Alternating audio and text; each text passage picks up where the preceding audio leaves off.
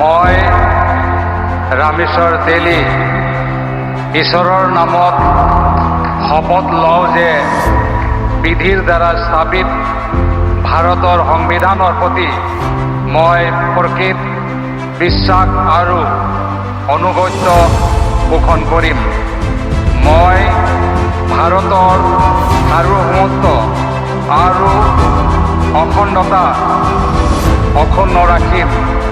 মই অসমৰ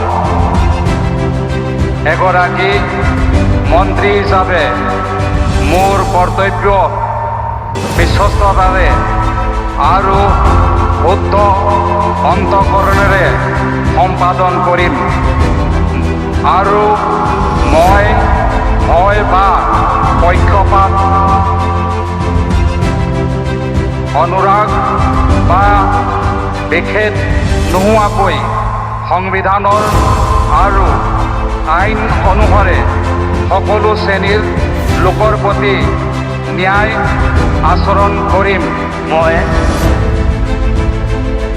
মই ৰামেশ্বৰ তেলী ঈশ্বৰৰ নামত শপত লওঁ যে অসমৰ এগৰাকী মন্ত্ৰী হিচাপে মোৰ কৰ্তব্যৰ যথাযথ সম্পাদনৰ বাবে আৱশ্যক হোৱাৰ বাহিৰে মই এনে বিষয় যি অসমৰ এগৰাকী মন্ত্ৰী হিচাপে মোৰ বিবেচনাৰ বাবে